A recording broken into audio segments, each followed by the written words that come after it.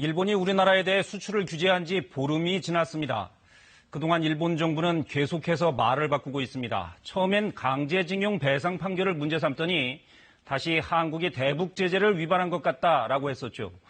그러더니 이제는 규제하는 게 아니라 수출 관리를 하는 것뿐이라고 말하고 있습니다. 도대체 왜 이러는 걸까요?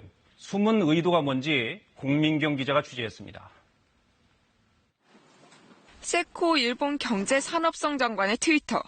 이번 조치는 수출 규제 강화가 아니라 수출 관리 운영 재검토라고 합니다. 정부는 조목조목 반박했습니다.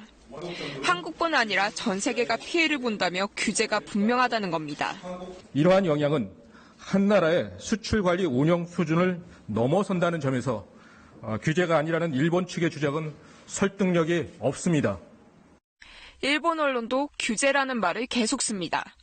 그런데도 관리라는 건 다음 주 WTO 일반 이사회와 제소에 대비한다는 분석입니다.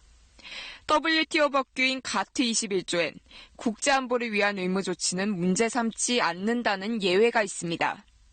안보를 위한 수출 관리로 주장할 수 있는 겁니다.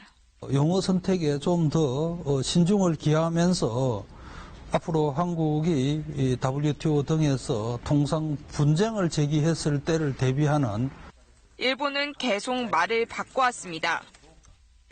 満足する解決策が示されなかったことから今回の制度運用の見直し. 아베 일본 총리는 한국이 북한에 대한 무역 관리도 제대로 안 할 것이라고 합니다. 그러다 오히려 일본의 북한 불법 수출 사례가 드러나자 한 발을 빼고 보복 조치도 아니라고 합니다. 하지만 강제징용 답변 시한을 넘겼다며 추가 보복을 예고한 일본.